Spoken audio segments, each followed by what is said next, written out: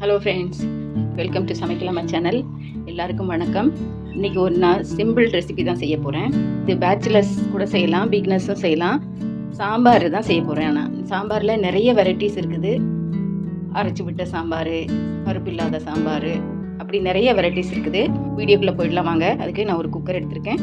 அதில் 3/4 கப்பு துவரம்பருப்பு, 1/4 கப்பு பாசிப்பருப்பு ரெண்டும் சேர்த்து ஒரு கிளாஸ் எடுத்திருக்கேன். அதை போட்டுடலாம். இப்போ இதை வாஷ் பண்ணிவிட்டு எடுத்துகிட்டு வரேன். ஃப்ரெண்ட்ஸ், இப்போ பருப்பு கழுவி எடுத்துகிட்டு வந்தாச்சு. இதில் நான் இப்போ காய்கறிகள் சேர்த்துக்கிறேன். ஒரு 2 முருங்கைக்காய் கட் பண்ணி வாஷ் பண்ணி வச்சுருக்கேன், அதை சேர்த்துக்கலாம். ஒரு 5-6 பீஸு மாங்காய் கட் பண்ணி வச்சுருக்கேன், அதை சேர்த்துக்கலாம். ஒரு தக்காளி அதை சேர்த்துக்கலாம். ஒரு 3 பச்சை மிளகாய் கீரி வச்சுருக்கேன், அதை சேர்த்துக்கலாம். ஒரு பெரிய வெங்காயம் கட் பண்ணி வச்சுருக்கிறேன், அதை சேர்த்துக்கலாம். ஒரு 5-6 பல் பூண்டு வச்சுருக்கிறேன், அதை சேர்த்துக்கலாம்.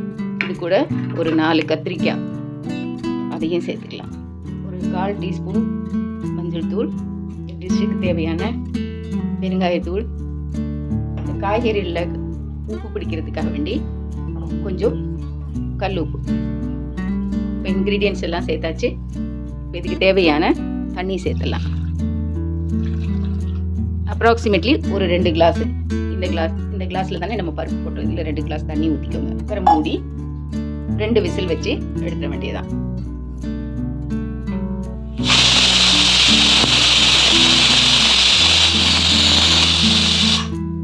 ஃப்ரெண்ட்ஸ், 2 விசில் வந்துடுச்சு. நம்ம இப்போ ஸ்டவ்வை ஆஃப் பண்ணிடலாம். இப்போ ஸ்டீம் எல்லாம் போயிடுச்சு. நம்ம திறந்து பார்த்துடலாம். இல்லை, பருப்பு காய் எல்லாம் வெந்து இருக்குது. இப்போது இதில் நான் ஒரு 1/2 கிளாஸ் புளி தண்ணி சேர்க்க போகிறேன். ஒரு நெல்லிக்காய் அளவு புளி எடுத்து ஊற போட்டு 1/2 கிளாஸ் அந்த புளி தண்ணி அதை சேர்த்துக்கலாம். 3 டேபிள் ஸ்பூன் சாம்பார் மசாலா, அதை தண்ணியில் கரைச்சி வச்சுருக்கேன். நம்ம அப்படியே போட்டோம்னா அது கட்டி கட்டியாக அங்கங்கே இருக்கும். அதனால தண்ணியில் கரைச்சி வச்சுருக்கேன், அதை ஊற்றிக்கலாம். எல்லாத்தையும் நல்லா மிக்ஸ் பண்ணி விடுங்க. சாம்பாருக்கு தேவையான தண்ணியும் சேர்த்துக்கலாம். அதில் உங்களுக்கு எந்த அளவுக்கு தண்ணி தேவையோ, எந்த அளவுக்கு திக்னஸ் தேவையோ அந்த அளவுக்கு நீங்கள் தண்ணி சேர்த்து மிக்ஸ் பண்ணி வச்சுக்கோங்க. நான் இப்படி தண்ணி சேர்த்து இவ்வளோ பதத்தில் வச்சுருக்கிறேன். இப்போ இதை தாளித்து விட்டுறலாம். ஒரு 2 ஸ்பூன் ஆயில் விட்டுக்கோங்க.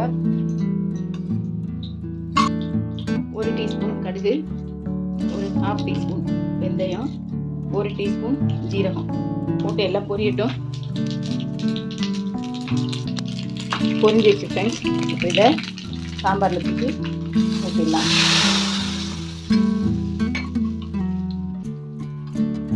ஏலாக கொஞ்சம் கருவேப்பிலை, கொஞ்சம் கொத்தமல்லி கட் பண்ணி வச்சுருக்கேன், அதையும் போட்டுங்க. இதெல்லாம் நல்லா மிக்ஸ் பண்ணிவிட்டு நம்ம சாம்பார் மசாலா ஊற்றணும் இல்லைங்களா, அதோட பச்சை வாடை போகிற வரைக்கும் நல்லா கொதிக்க விட்டு இறக்கிடுங்க. அவ்வளோதான், நம்மளோட சாம்பார் ரெடி.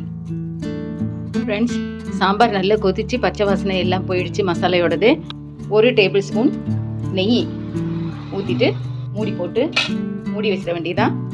1/2 மணி நேரத்துக்கு அப்புறம் இதை எடுத்து பரிமாறலாம். கமகமன்னு வாசமான நம்மளோட சாம்பார் ரெடி.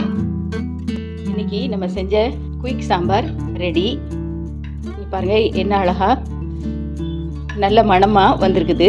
நான் இன்னைக்கு எங்கள் வீட்டில் white rice, boiled rice, sambar, chicken nuggets, மிளகு ரசம், மிளகு உருளைக்கிழங்கு பொரியல் பண்ணி சர்வ் பண்ணியிருக்கேன். ரைஸில் அதை போட்டு நம்ம சாப்பிட்டு பார்க்கலாம். நல்ல டேஸ்டியாக வந்திருக்குது ஃப்ரெண்ட்ஸ். நீங்களும் உங்கள் வீட்டில் இது மாதிரி செஞ்சு சாப்பிட்டு பாருங்கள். எப்படி இருந்ததுன்னு கமெண்ட்டில் சொல்லுங்கள். இந்த வீடியோ உங்களுக்கு பிடிச்சிருந்ததுன்னா லைக் பண்ணுங்கள், ஷேர் பண்ணுங்கள், கமெண்ட் பண்ணுங்கள், அண்ட் சப்ஸ்கிரைப் பண்ண மறக்காதீங்க friends. Okay friends, bye. See you in the next video. இன்னொரு வீடியோவில் இது மாதிரி நான் சந்திக்கிறேன் உங்களை. Take care.